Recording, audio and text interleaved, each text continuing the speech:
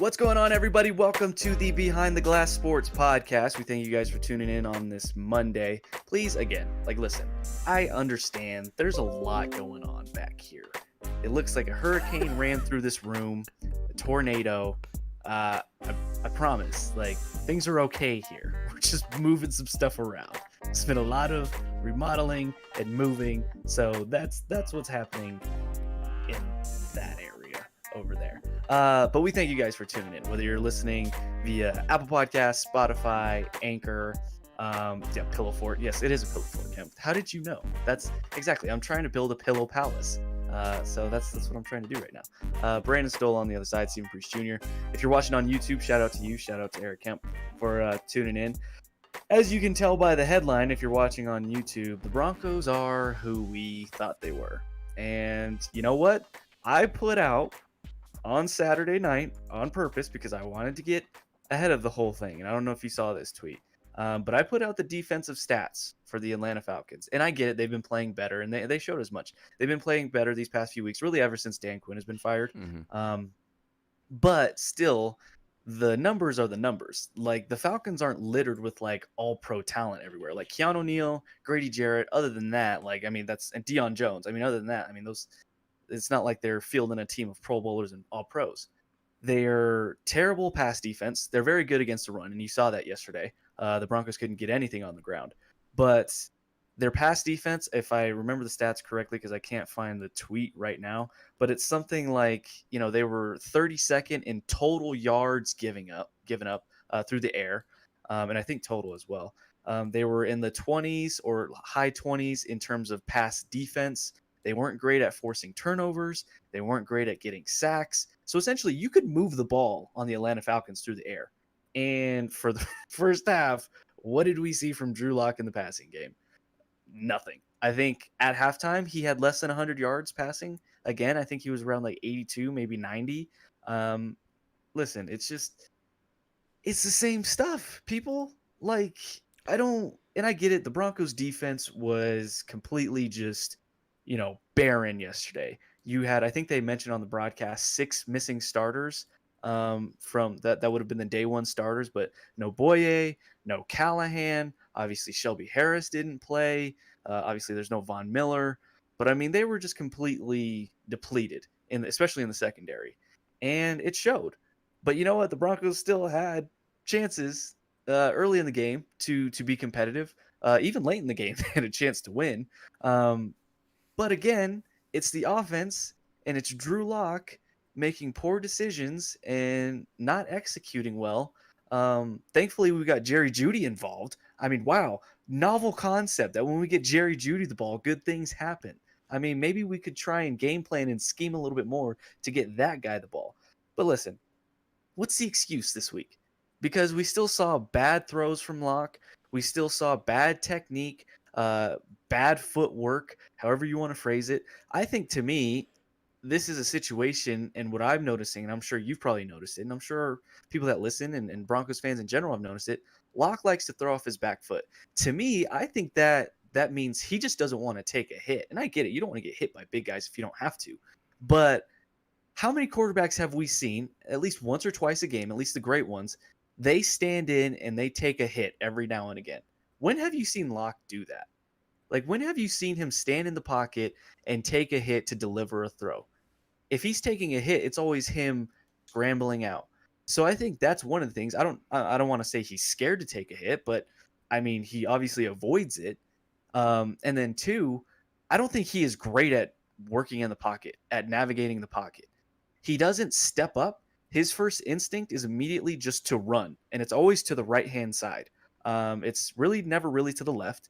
And I saw someone tweet about it that when he scrambles out like that, he's limiting his own options and what he can do with the football. So, again, we're seeing with Drew Lock that he's not improving and, gaining more knowledge and applying that to the field week over week. And I get it. Listen, he's a young quarterback. He's played, 9, 10 total games in his career. There's going to be growing pains. But at a certain point, when do we expect to see improvement on the field. I get it. They didn't have an off season and all that type of stuff, but Locke has now played what 4 or 5 games this season. Like at a certain point, and when you're playing bad defenses, shouldn't you be able to at least make tiny improvements? It doesn't even seem like he's doing that. And I saw a lot of people on Twitter yesterday. You have to be patient. Patient, patient, patient. He's a young quarterback. You need patience with young quarterbacks. Okay, I'm sorry.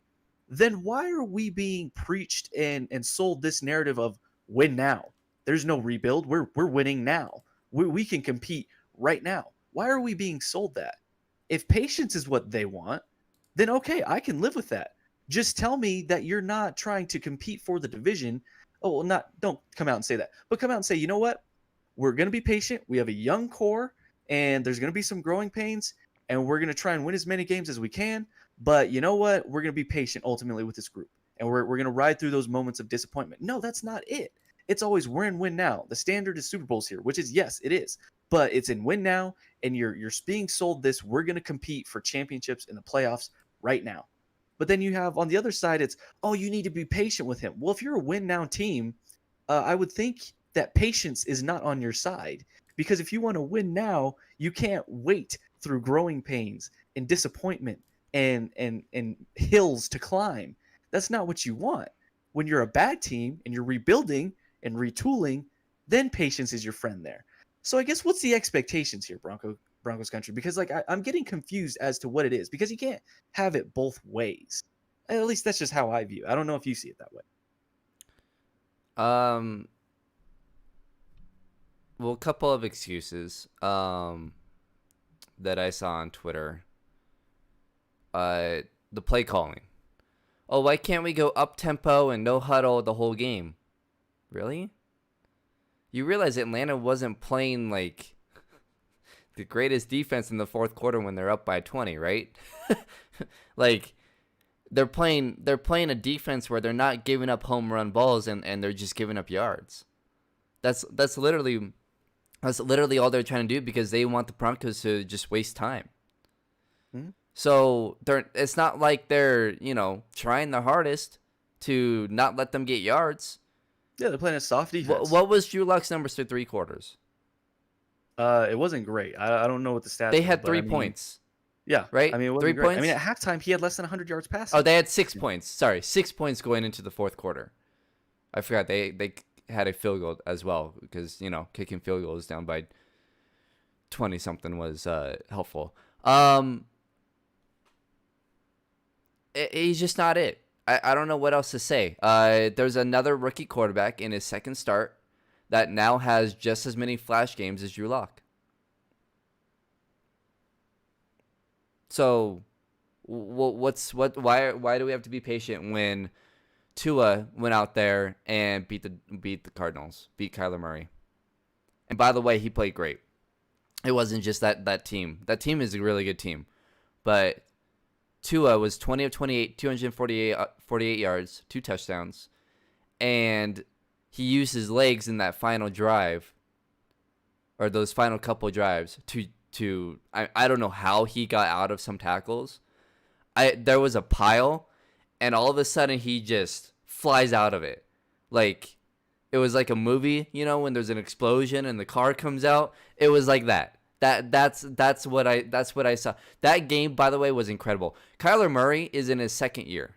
And I get it, he played all of last year. But last year in his first 7 games we saw it, he had like 3 flash games. Yesterday, 21 of 26, 283, 3 touchdowns. He's not just a runner. He is accurate. He is not Lamar Jackson. Kyler Murray is incredible.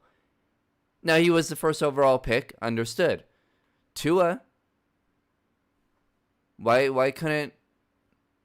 It's another rookie... After a bad first game, yeah, he improved. Yeah, after a bad first game. Now, granted, I don't think Miami let him really do much in that first game. But in this game, and in yesterday's game too, they didn't really let him do too much either until the end. But you saw it. And he was accurate, 20 of 28, 248. And people pointing at Drew Lock's stats, he got most of this in the fourth quarter when Atlanta wasn't playing any defense. But even then, he barely threw for over 50% completion percentage. That is horrible. That's not good. He barely hit 300 yards, and he only had 2 touchdowns. And a lot of that, most of that, came in the fourth quarter. It's all garbage time. It was all garbage That's time. what fans are going to use. And they're going to say, look at how well he played in the second half. But guys, they're not playing it. Like, I have it from right here. Tyler Columbus, former Bronco. He's an former offensive lineman. Okay. He tweeted out this morning for all the fans that are saying, oh, 2-minute defense. We need to go no huddle. This is what Tyler said. This was 17 minutes ago.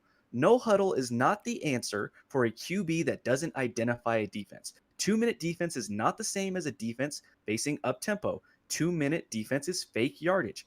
Basic soft defense that doesn't hide coverage. Defense invites the underneath yardage. They want the ball to be completed so that the clock runs. That's what you just said.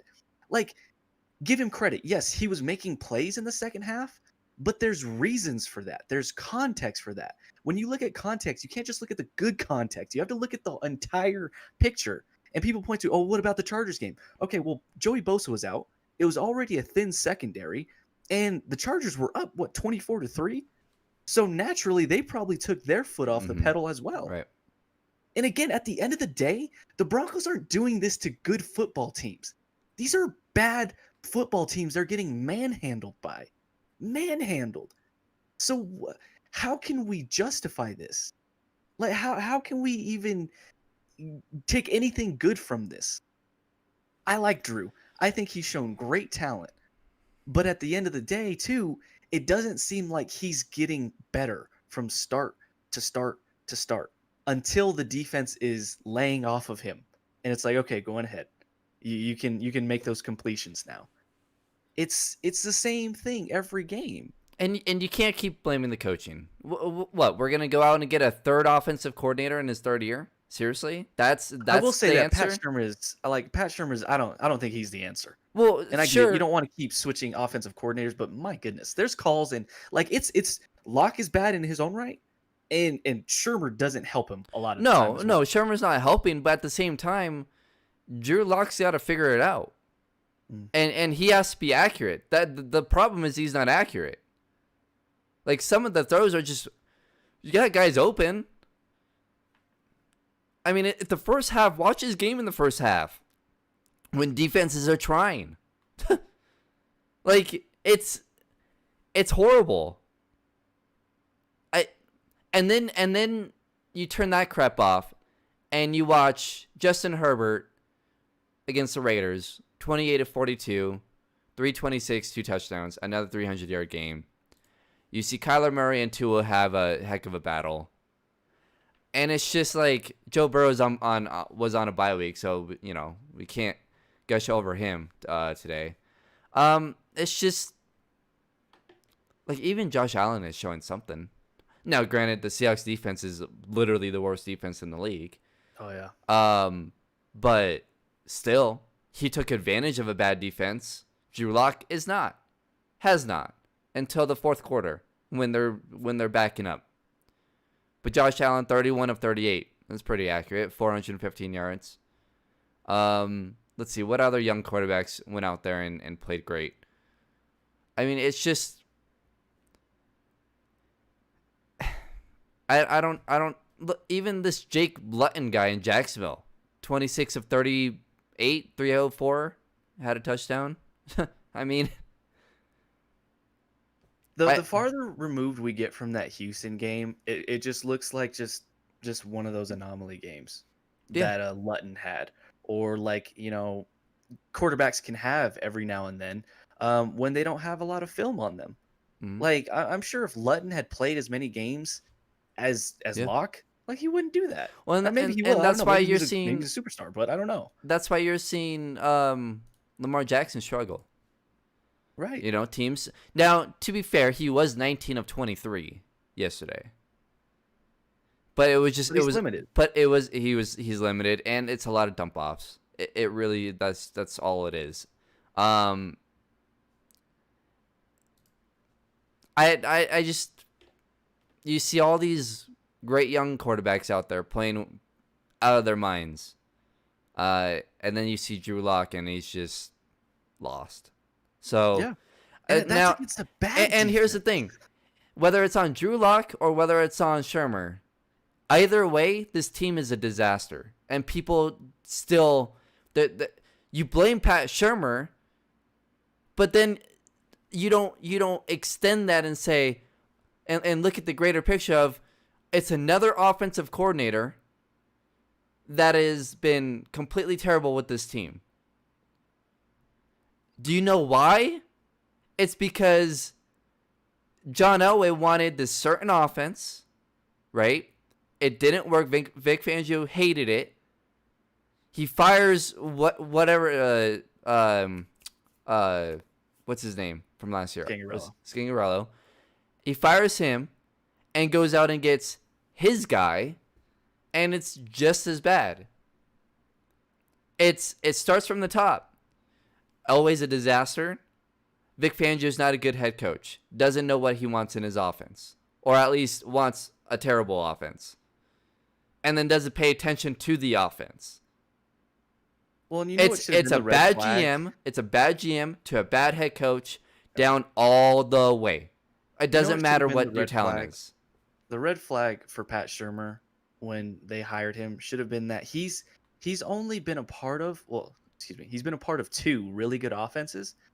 One he can't take credit for, which is with Philly, because he wasn't the OC, I don't believe, of that team.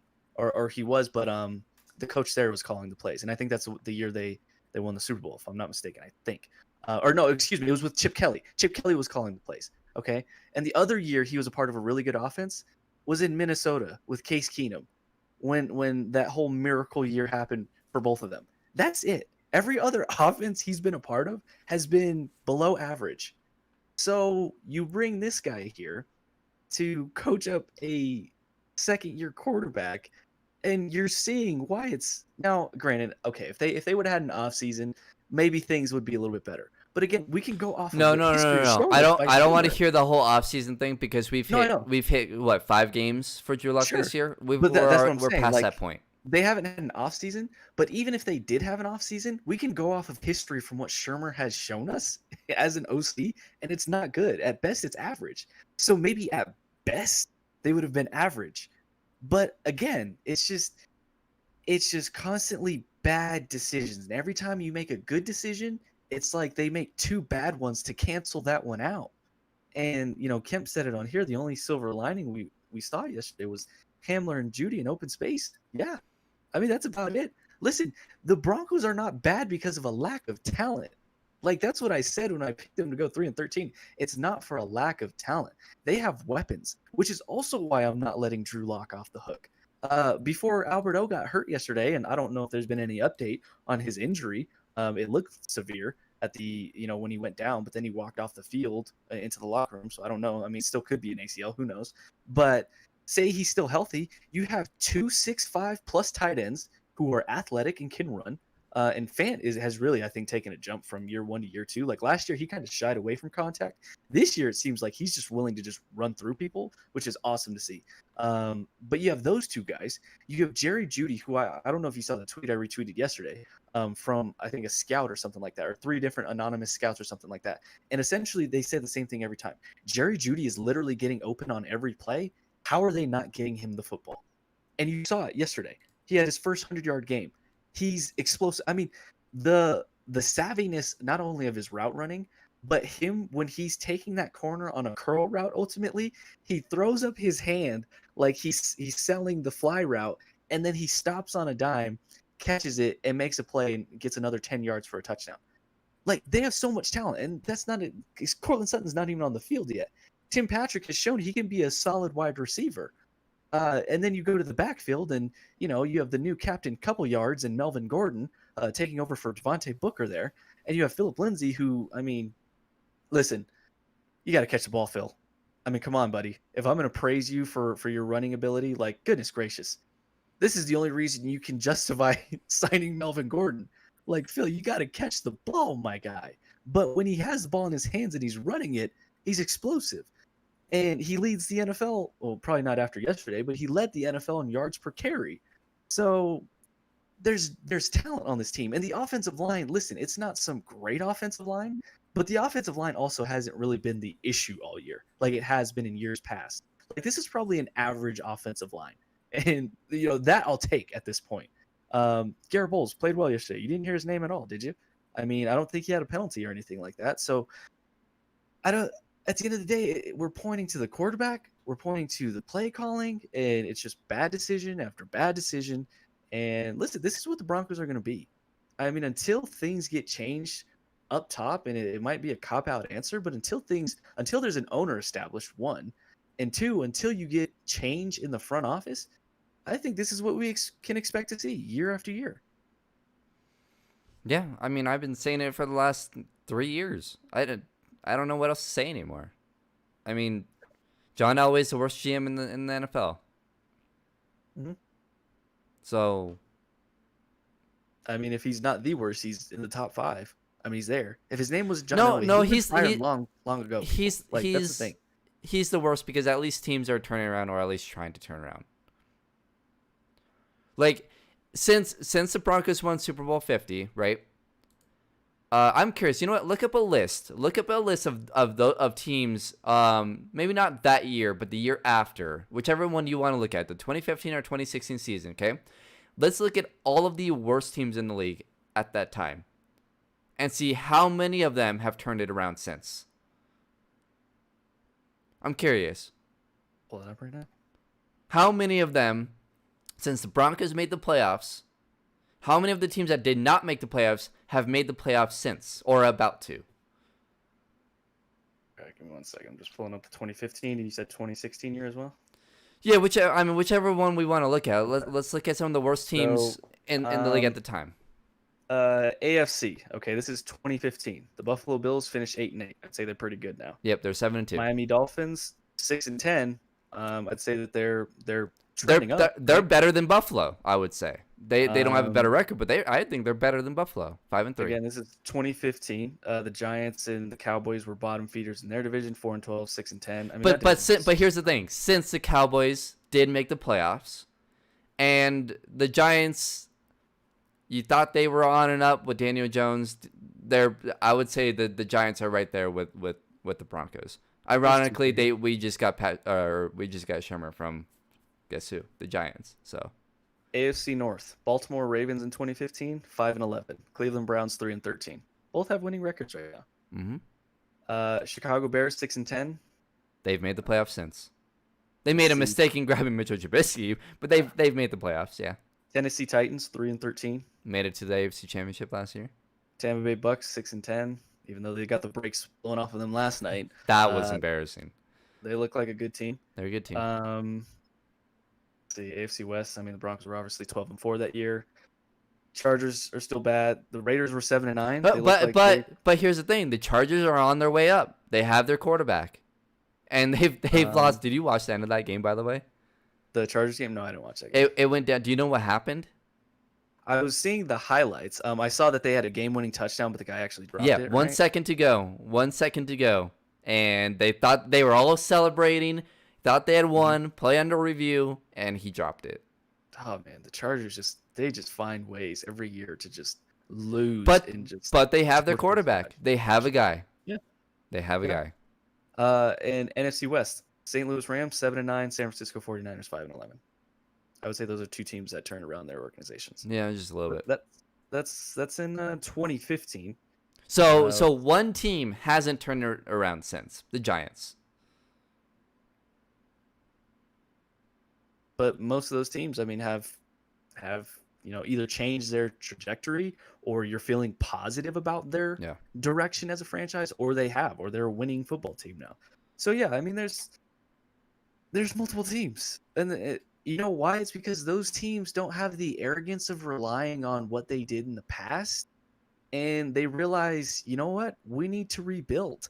We need to good organizations realize that we have to not only evolve with the times, but once things hit a wall, we have to tear down the wall and build on a new, better foundation and build things back up again. What do you think New England's going to do? Do you think Bill Belichick is just going to go after, Band-Aid quarterback after Band-Aid quarterback? Or do you think he's going to draft one of these young quarterbacks in this draft and find ways to build this thing up? Like I would think he's going to do the latter. But the Broncos just refuse to do that. And it starts from the top. It's from like, listen, you can have Super Bowl expectations. That is a good thing. Like having the expectations of making it to the playoffs and winning championships, that's a good thing. You don't want the we're just happy to be here mentality as an organization. That's a good thing to have. But also year by year, good organizations can adjust their expectations fairly and say, you know what? We don't have a quarterback. This might be a down year. Let's be patient, but we're moving our way up. It's not, oh, we expect to win a Super Bowl and be competing for the playoffs every single year. Unless you have a Tom Brady and Aaron Rodgers, a Patrick Mahomes, you're not in that boat. And so when you're the Broncos selling this win now mentality, when you have Trevor Siemian, Brock Osweiler, Paxton Lynch, Case Keenum, Joe Flacco, Brett Rippon, Brandon Allen, Drew Lock. Am I missing anybody? Jeff Driscoll. When you have all these quarterbacks, you cannot sell me the win now mentality. And when you finish with losing records year after year after year, you're not in win now anymore. You're in rebuild now. That's what it is. Okay? Flex Seal is only so strong. Duct tape can only do so much. Gorilla Glue can only pull this thing together for so long before you eventually just have to break it and rebuild it. And the Broncos just refuse to do that. They refuse, absolutely refuse. Yeah, It's irritating. It's irritating. It's beating a dead horse every week. That's what it is. Every year, every month, it's beating a dead horse. And who do the Broncos have next? The Dolphins? Or no, the Raiders. The Raiders this week. Yeah, remember when all those people were saying that they could beat the Dolphins? Are you kidding me? Doesn't look like that. They're not beating the Dolphins. Listen, the Broncos could barely do things in the first half against the terrible Atlanta defense. The Dolphins defense is really, like, they're number one, I think, in scoring defense. Like, they're a really good defense. What do you think that's going to look like? And now they have Tua. Yeah, what do you think that's going to look like for Drew Lock? In that, if he can't do anything against a thin Chargers defense who has a great pass, but a thin secondary, and an Atlanta defense who you can, fly zone. That is the fly zone. You could, and oh my, can I just say this too? Yesterday, how many times do you remember? Okay, on when it was 3rd and long for the Denver Broncos, every time they had a lot of those. Yeah, they had a lot of those. Whatever. What did the Atlanta Falcons do? Do you remember? Every time. Blitzed? Oh, they always blitz on 3rd down. No, they didn't blitz. Oh. You know what they did? They rushed like 3 or 4, and they dropped every secondary member at the sticks and came up and tackled you. That's what they did. Every single time. Every time. Yeah, all their DBs were at the sticks, and Drew Lock had to take the underneath pass. Okay, first time, okay, you got us. We didn't expect that. Second time, oh, wow, you did it again. Third time, how about, hey, you know what? They showed us this the first 2 times. How about we run a screen and get our linemen, all 5, running up there and set a block? These guys are 8 yards, 10 yards down the field. Why are we not this is what I mean. Like, we don't think outside the box here. And then I flip over and see the Kansas City when they do the in-game updates. I'm seeing Kansas City fake a reverse. Patrick Mahomes fakes another toss, and he throws a touchdown. I'm seeing him motion to the right, come back, take the snap as he's running on the move, loop back around, and throw a touchdown. I'm like, whoa, that is mind-blowing. I've never seen that before. And what are we doing with Pat? You should have watched the Miami Arizona game. It's nuts. And then what are we doing in over here? Oh, Tim Patrick is motioning, and the ball hits his thigh, and we fumble it on a 4th down. That's what we're doing. It's just... That was funny. I laughed at that one. It's just, they don't evolve. They don't adjust. So, they don't do anything. So they're at Vegas. The Raiders are a weird team. I could see the Broncos beating the Raiders. Sure, every game's winnable with them, except for the Chiefs. Every game's winnable. I wouldn't say that. I don't think the Dolphins game is winnable. Look at every game. I don't think the Dolphins is winnable. The Saints are not winnable. Chiefs are not winnable. Panthers might be, sure. Bills, I don't Okay, know. that's Saints and Bills are not winnable. But the Dolphins are just because they have a young quarterback, and Vic Fangio's defense is really good, and he can do a lot of things. Like he slowed down Herbert, he slowed him down. Yeah, but Herbert it's was not. tearing teams up. But the thing with Tua is that he can get outside the pocket and he can make plays with his feet. But what have we Um, seen with this defense when they're at least close to full strength? They d- can hold. did you see They what can keep things did you see close. what Darnold did with his legs against the Broncos though? Imagine Dude, what you see Tua what Matt does. Ryan did yesterday? Exactly. I mean, I know I get what you're saying, but the I, Broncos defense historically can make things close, and they'll keep the Broncos in it for a certain period of time. But but then the Broncos will but you score. really think the Broncos will be able to get more than 9 points against the Well, Dolphins? no. I'm just saying it's winnable. I don't It's think they'll then win, it's not but winnable I to think me. it's winnable. If you don't think that the Broncos can get 9 points against the Dolphins defense, it's not winnable. I mean, they couldn't get more than 3 against a terrible Atlanta defense Exactly. for quite some time. It's not a winnable game. You know what's really They're sad gonna too? win maybe 2 more games this year, maybe. Well, who has been the best player on the Broncos since Super Bowl 50? I couldn't tell you. Brandon McManus. He's been the best player on the Broncos since Super Bowl 50. He's been the most consistent. Yeah. He's been the best. He scored the most points. Well, He's done his job the best. He's been the best player. That is sad. That is absolutely sad. The best player on our team since Super Bowl 50 has been our kicker. he was the best. He was the best offensive player on that team. He's been the best offensive player since. Well, yeah, but he was even the best offensive player on that team. Yeah, it's um, No, it's sad. and Kim just It's said sad. Panthers took it to KC. Carolina's not. I would Carolina. I think that's more of playing up to their competition. They want to. Everyone wants to be. Kansas City is going to be in a well, other than the Broncos. Kansas City is going to be in a lot of tough games because teams go to play against Kansas City. So. I think they're bored too. I think they're like, all right, we'll spot you 15 this week. Well, yeah, the two Ready, plays set, that you just described, that's boredom. That's what they're running. That's literally That boredom. stuff. That's that stuff. Like and people think we're close to the Chiefs. Like people think we can actually beat the Chiefs. Like No. what? They're gonna hang 50 on us the next time we see them in Kansas City.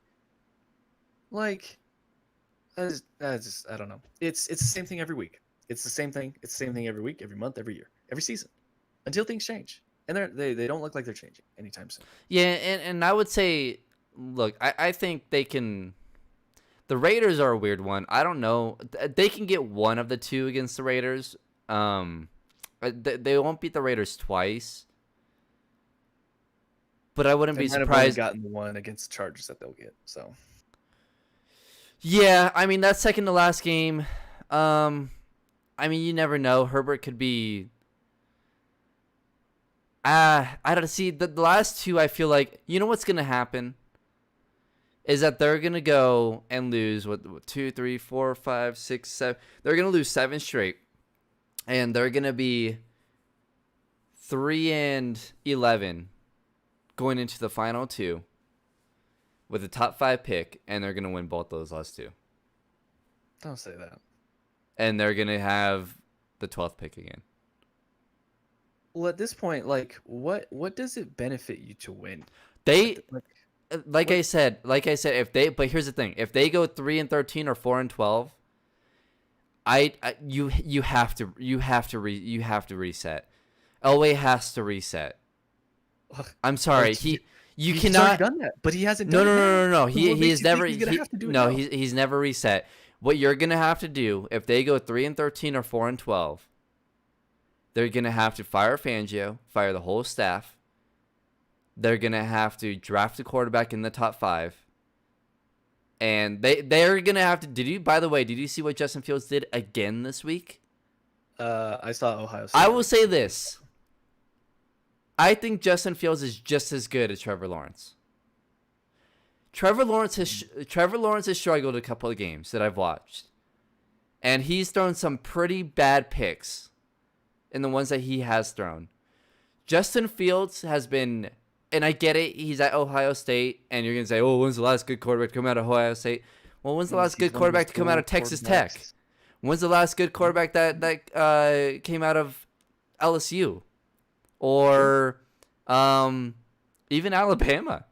All fair points. All So fair points. so look, if they go 3-13 or 4-12, and Kemp just said Oregon and USC, yes. You do everything you can to get that number 2 overall pick. You know what pick the Broncos have right now?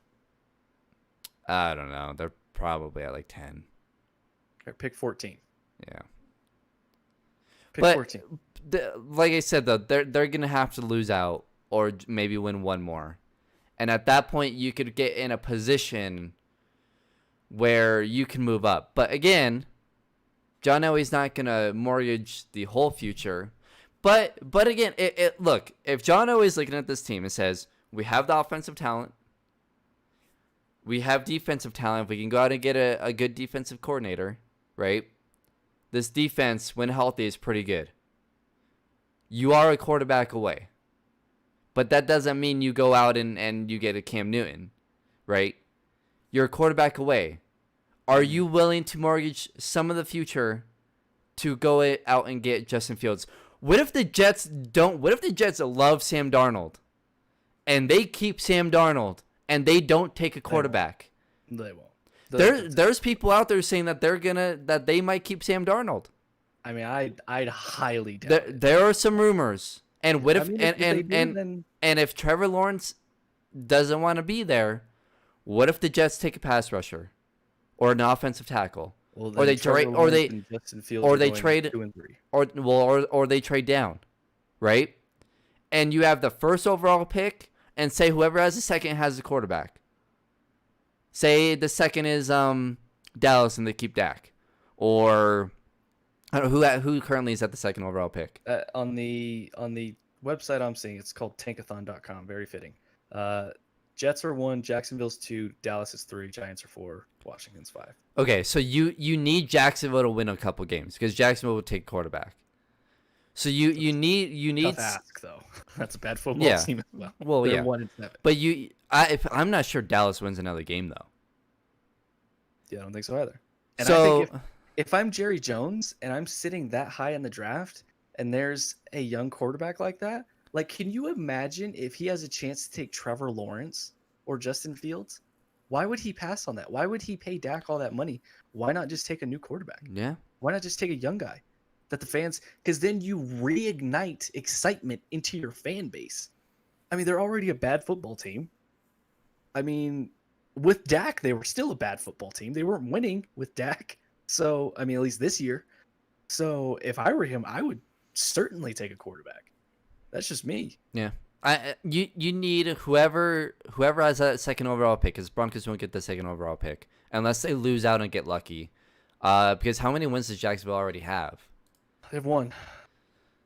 Yeah, no, they're not gonna win 3. It doesn't benefit the Broncos. And listen, the people within that building, they're not gonna say let's tank. That's just not the mentality. No. I'm not saying to tank either. What I'm saying is realistically,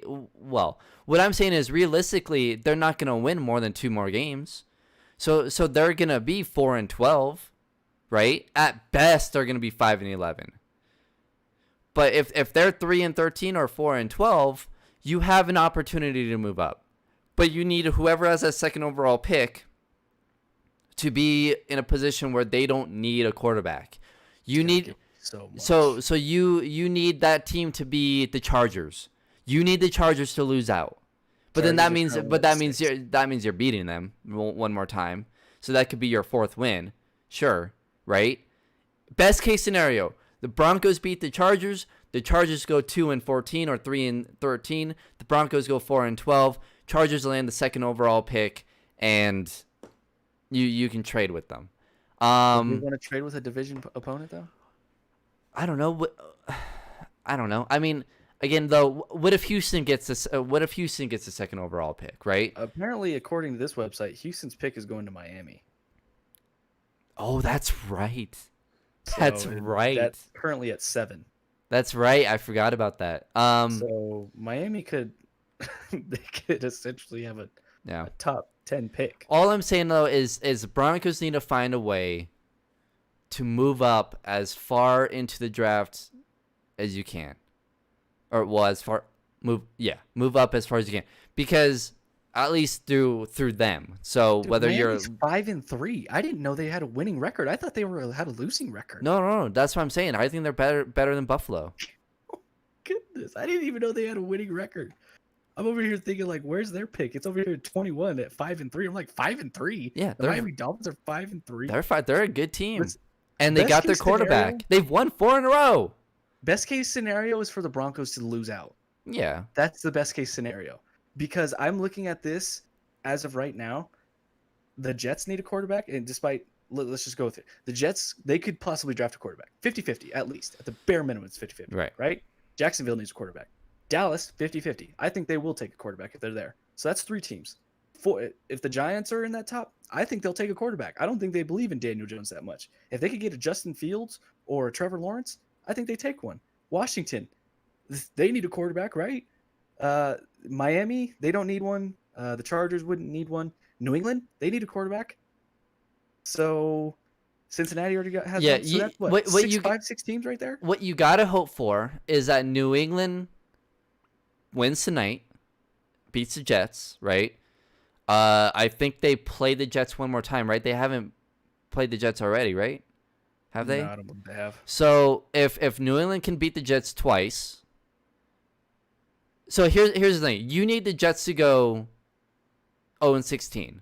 If they're gonna get the number 1 pick, you need them to just keep the number 1 pick, but go 0-16, because that way whoever they play gets a win, right? Whoever that is. I don't know what the rest of their schedule is, but at the very least, New England gets 2 more wins. That takes New England out of that 2nd overall pick, right?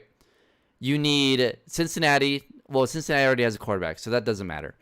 You need Jacksonville to get a couple of wins. Jacksonville has Packers, Steelers, Browns. They could beat the Vikings. Titans, Ravens, Bears. Jeez. Ooh, I don't know if Jacksonville wins another game. Yeah, I'm looking at the Jets schedule, and other than the 2 games against New England, they're definitely not winning. They have the Chargers, they have Miami, they have the Raiders, they have Seattle, they have the Rams, and Cleveland. Unless any of those teams, barring significant injuries or guys sitting out, who is that? Playoffs. So they have New England. No, what team are you talking about? Oh, the Jets. The Jets. Yeah. So they're not going to win. No, but they may win one against the Patriots, but no, but that's what you don't want, right? You need New England to win. You need Jacksonville to win somehow, some way. I think Houston gets a couple more. At this point, if the Chargers lose out, that actually might work, because you can use them as a trade. Hopefully, you can work out a trade with them, because they already have Justin Herbert, so they're not going to take a quarterback. I mean, I think they would love that, but I don't think the Broncos would do that, because you're trading so much capital to the Chargers and making them better. Sure.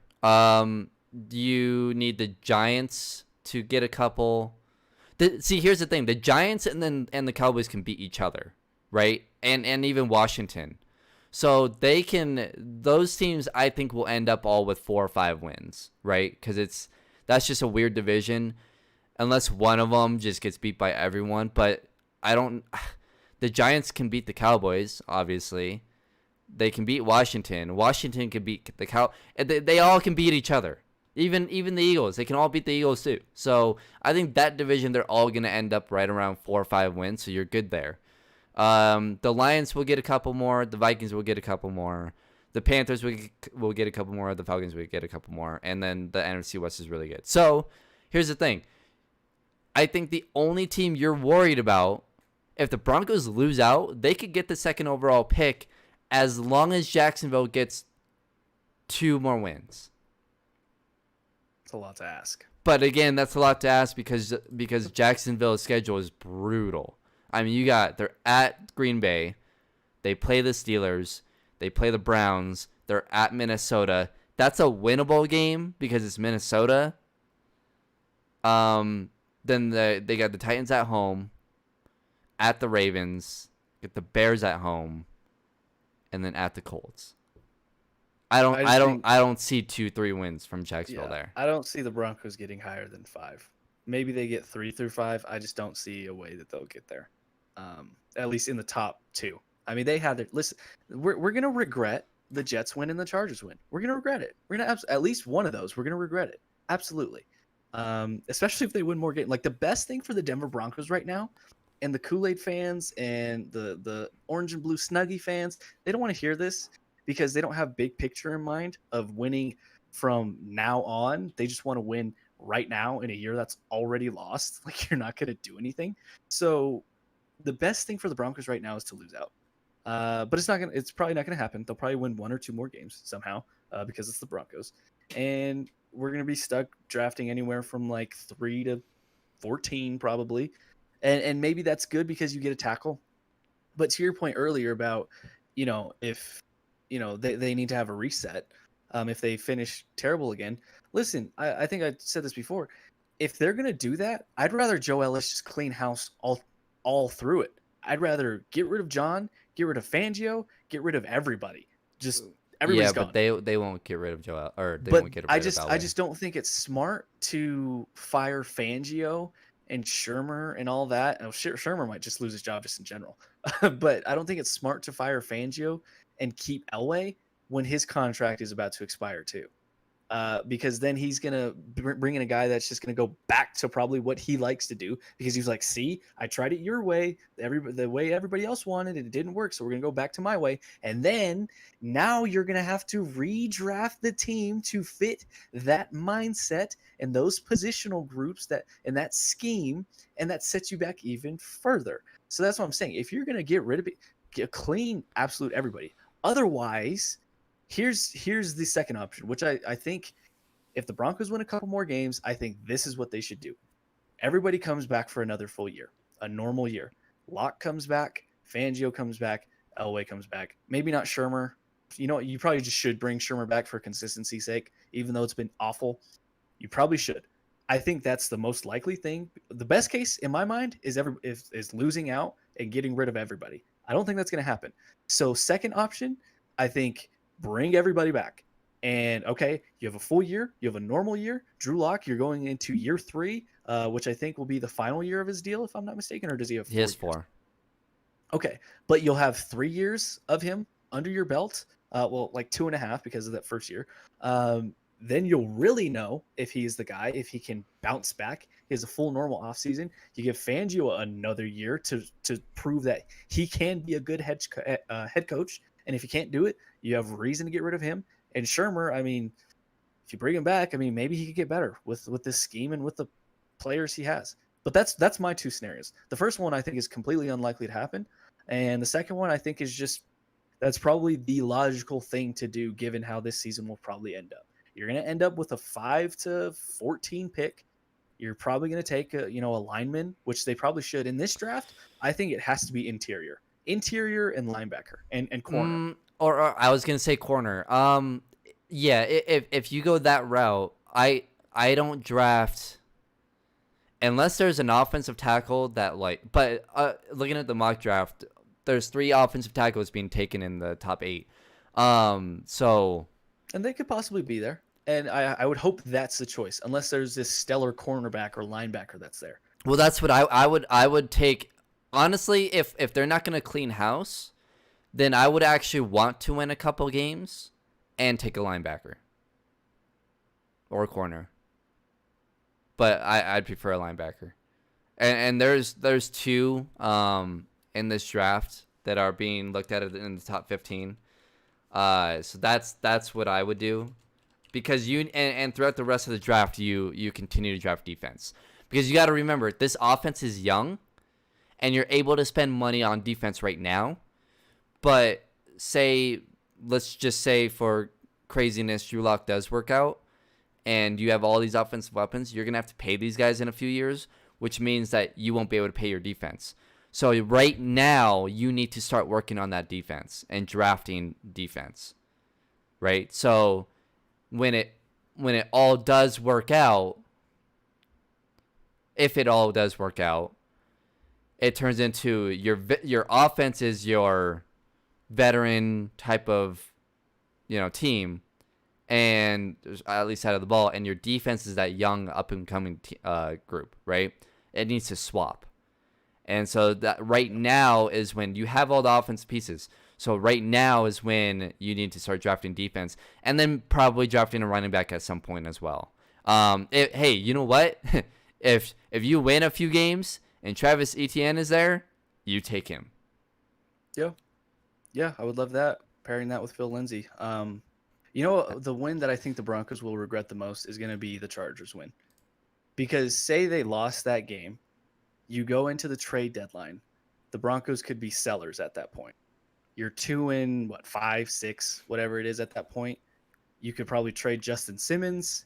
You could maybe trade, some other pieces, get draft capital, and you're committed to fully just rebuilding, or well, tanking in a sense. Um, but they win that game, and it's, there's hope again. Now we're 3-4 or whatever they were going into this game, and then they lose, and you're like, oh wow. So we have Justin Simmons, and probably not going to repay him or re-sign him. I mean, if I were him, I would want to leave. I mean, that's just me. I'd want to go actually win and have a chance to compete. And he's earning money. I don't know if he's earning top 5 money, but he's earning a good contract. He's had an interception, I think, in the last 2 or 3 games. So, and I think he leads all safeties and interceptions this year. So I just, man, there's chances there every year for them to right this thing, and they just never do. And people don't want to hear it, but it's going to take losing and being bad to eventually get back to where you want to be. The whole Patriots thing was an anomaly. What they were able to do for 2 decades is an anomaly. And you're starting to see that it was mainly about the player rather than the coach. So when you have an all-time quarterback, and in my mind, the greatest of all time, at least right now, we'll see how Patrick Mahomes' career turns out. But the greatest player at that position on your team, it covers up for so many deficiencies. And that's why you're able to stay in contention for so long. And now they don't have him, and look at the Patriots. They're a disaster over there. And they still have a good defense. Well, they did until like 18 players opted out. But with all that talent back, they still have a really good defense. But I mean, what are they gonna do with it? So I don't know. It's Yeah, it's it's maddening talking about this stuff over and over and over again, because you still have the fans who just want to believe so much, and I get it. I think for us, we got a great chance to work in the media, so we kind of had to distance ourselves in a way. And Kemp can speak to this too. You kind of have to distance yourself from that team because you talk about them so much. So rather than getting angry every week and being like angry as a fan, you can kind of, I don't know, just put distance between yourself. So I think it benefits us there. So you can see a little bit more objectively about this team.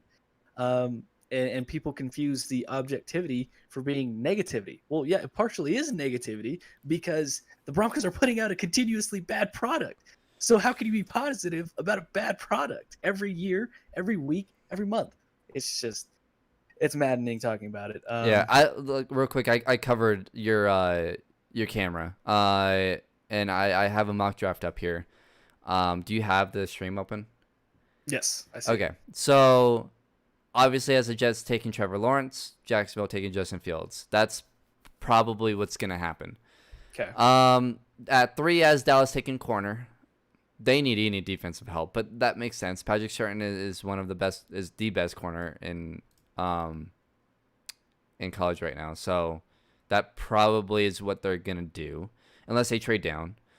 And then you got the Giants taking an offensive tackle. They need an offensive tackle.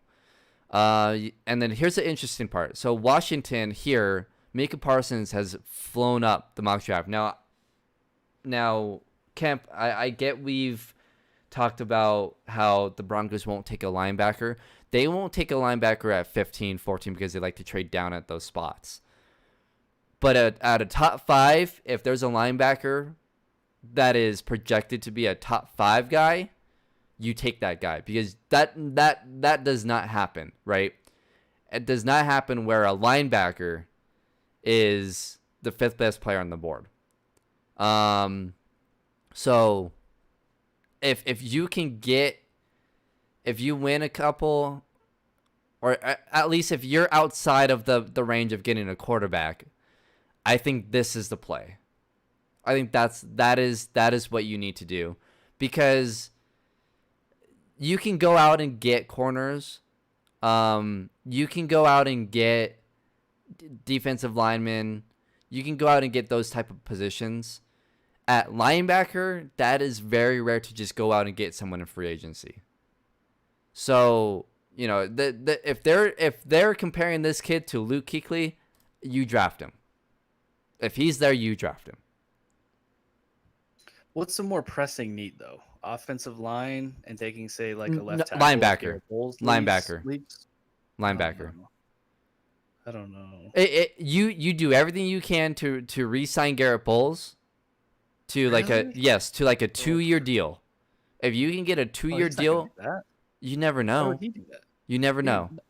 Why would he do? He wants security. He wants a payday. There's no way. If I'm Garrett Bowles, there is no way I'm signing a 2-year deal. I want 3 to 4. Well, look, Somebody better lock okay, me fine. up. He's played Like I well. lock up defensive ends when I hug them. I want them to lock me up like But that. you know what? He's played well, so you pay him. He's earned it. I think he has earned it. He had one bad game last week. I get it. But if he continues to play well throughout the year, I think you go out and get him. Or you That's if he wants to come back though. Sure.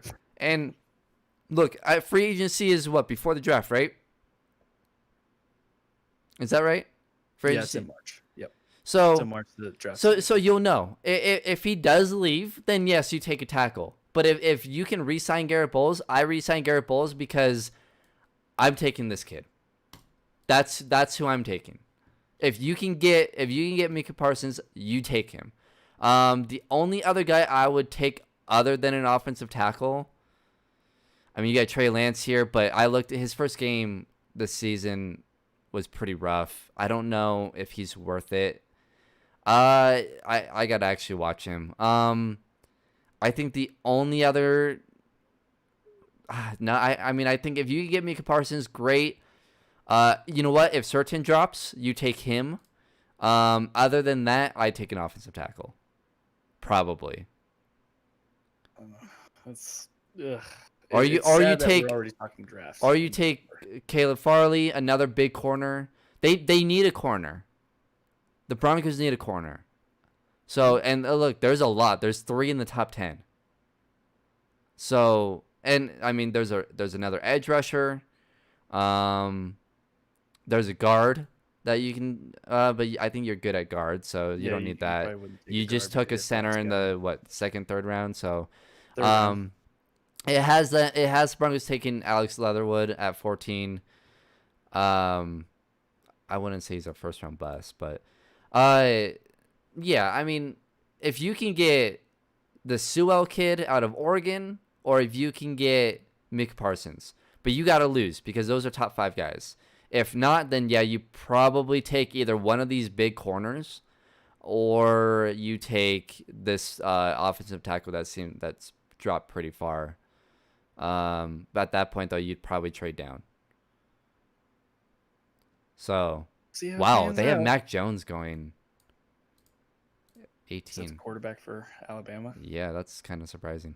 Never drafted an Alabama quarterback. They just never pan out. Well, but it's sad that we're talking draft like already, that we're at this point in November, which it shouldn't be a shocker, but I guess it is what it is. Before we wrap today, we can go over the picks here. Gained another game, 14. I'm almost there. I'm closing in on 20, baby. That's gonna be 2 crumble boxes. I mean, listen, if you want to, would you like to just concede this pick them now? No, I mean, we could work out a little deal. Here's the thing. No, I think you are right there with the Chargers and the Falcons at blowing leads. So blowing a 14 game lead, not doing it. Not doing it. And after tonight, it should be 15. Because here's the thing. Beat the Jets. Yeah, I picked the Jets. Well, I could change it if you want to. Do you want to go New England? Yeah, I'll change it to New England. Shouldn't have said anything. Well, I was gonna text you later about it. To be honest, I was probably gonna forget. On you when the Jets win tonight.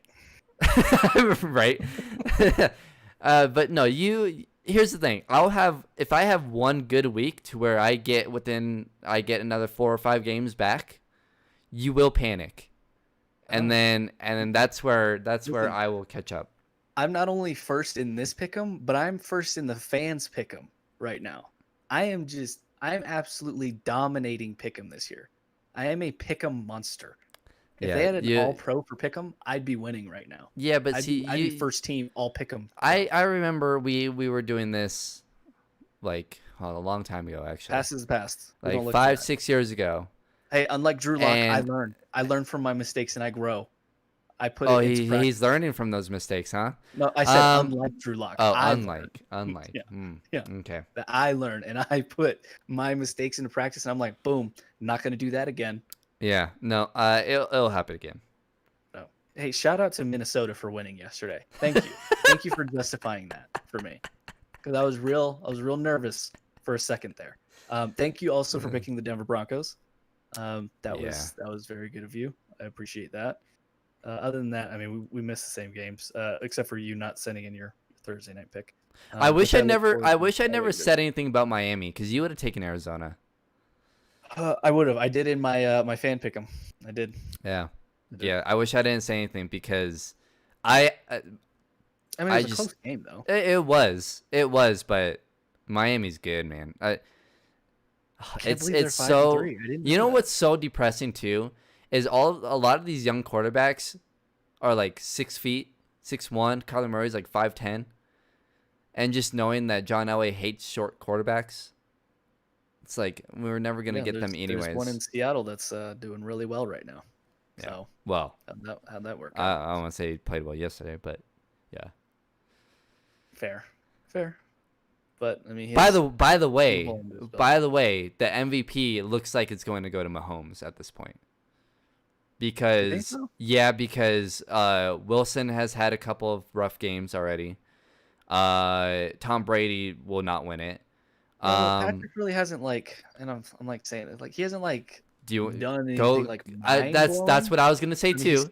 That's what I was gonna say too. Playing really well, but go look at his numbers. Go look at his numbers. I'm sure he has great numbers, but from what we're accustomed to, last year he had 50 plus touchdowns and 45. No, that was 2 years ago.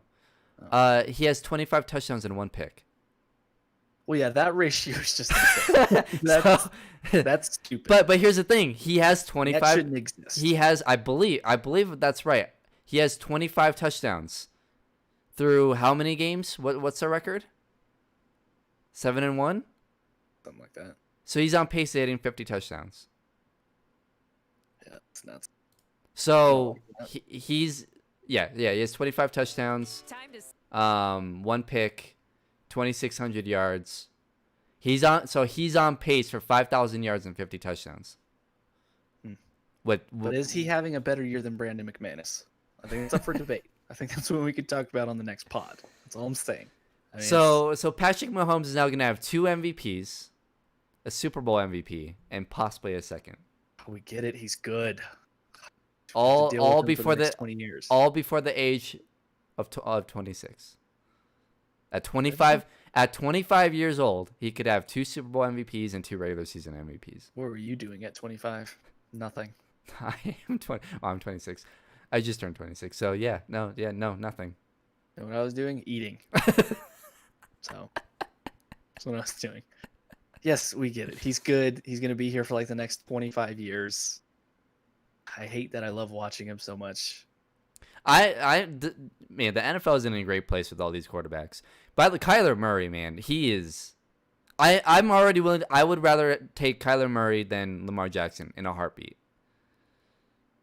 Yeah, well, I told you I'm not sold on Lamar Jackson. I'm just not. Out of all the quarterbacks that are young, including Patrick Mahomes, I would take obviously Mahomes first, but second would probably be Kyler Murray. So you don't want to trade Mahomes anymore or Russell Wilson? Hey, I stick to that idea though. You're so oh my goodness. I do. You are just the whole Patrick Mahomes thing. The Chiefs got lucky with the deal that they gave Mahomes because that actually works out in the Chiefs' favor. So doing something like that, I wouldn't trade Mahomes because Mahomes is an idiot and didn't just take the max amount of the crazy amount of money for 4 years. But idiot, he's gonna make that up in endorsements. Well, sure. He's an owner. He's a partial owner of a Major League Baseball franchise. Yes, but if you want the most money possible, he made a bad decision. He made a good decision. If it was LeBron James, like for LeBron James standards, it was a bad decision.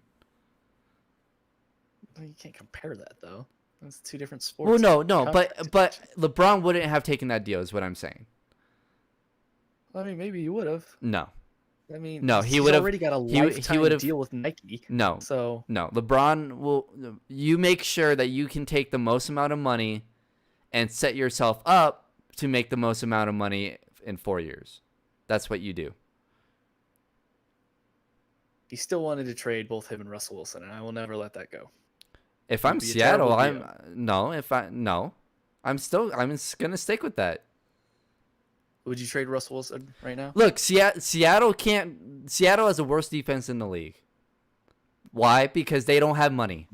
Don't go down this road. Don't you do it. If you could trade Russell Wilson for Trevor Don't- Lawrence or don't Justin do- Fields, open up all that cap space and get a bunch of money and be able to sign your good defensive players back and re-sign, like they might not even be able to re-sign DK Metcalf. I'm just not in the business of training Hall of Famers. It's just not. It's not what I want to do. Enjoy having the worst defense in the league for the next 10 years. That's why we draft well. It looks like they're drafting fantastic. That's gonna do it for us today. We appreciate you guys for tuning in. NBA draft 9 days. NBA 2K21 comes out for next. Oh, yeah. When are you tomorrow. picking it up tomorrow? Yep. Okay, so Damn you right do I have to am. go. Well, no, do you have to go pick it up though, right? What time? Did you sign up I for don't know. like one of the early times or no? Oh, you There's couldn't no do that. way to sign up. Yeah, Like, you there's couldn't do that. no- Never mind.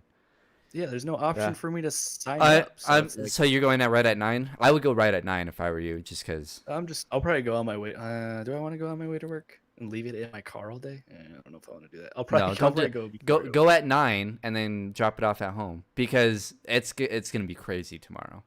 Yeah, I need to get that. I It's already gonna be pre-ordered insane. 2K21. I'm excited. Wait, you can do that? Oh, you have an Xbox. Yeah. Yeah. Yeah. I have an Xbox too. I didn't think of doing that. I mean, it's easy to. You're gonna have to re-download. You're gonna have to download it. Well, yeah, you'd have to download it. Either It's way. not like they're gonna sell out. Well, yeah, but I'm not gonna go buy the It's not- disc version. So Well, yeah, it's not like they're gonna sell out though. So why did you No, no, pre-order? no. Do you get Just- something? Do you get just something one less- for pre-order? no, just one less thing I have to do. Just pre-order it. That way, it's like all I have to do is just get the digital code and boom, Nah, start it tomorrow when I'm at work. Because it's probably gonna take like an hour or two to download. So it's probably gonna be like an 80 gig. Well, I'm off tomorrow. I literally took off of work tomorrow. It's a holiday. Yeah. No, it's because I had to work on Saturday, and so they're like, "Oh, what day do you want off?" I'm like, "Well, I'll take the 10th off." There you go. So I will be on. So when you get home, let me know. I'm gonna set it up. I'm gonna make my Giannis build or my LeBron build, one of the two. Oh, that's what Jam on that's what I was LeBron. gonna do. You got to do something different.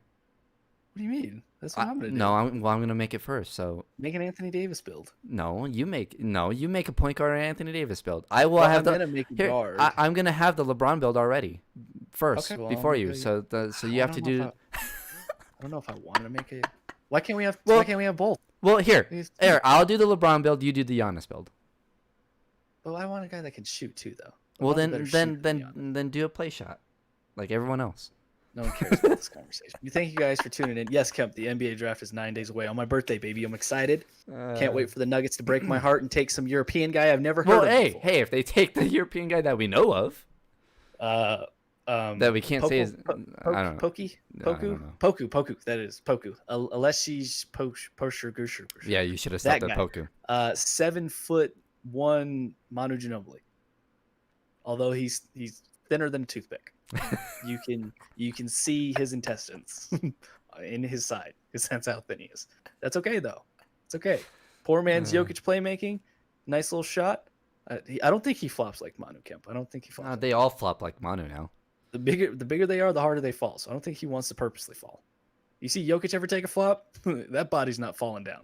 If he doesn't have to fall down, he's not falling down. So, because no thanks. I don't know. We'll see. But we thank you guys for tuning in. We got to wrap up. We're just babbling at this point.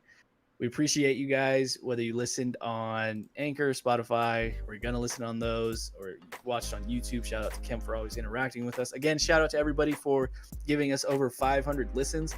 That is so awesome. We appreciate it. On the road to 600 listens. And yeah, this has been the Behind the Glass Sports Podcast. We'll catch you guys on Friday. Oops.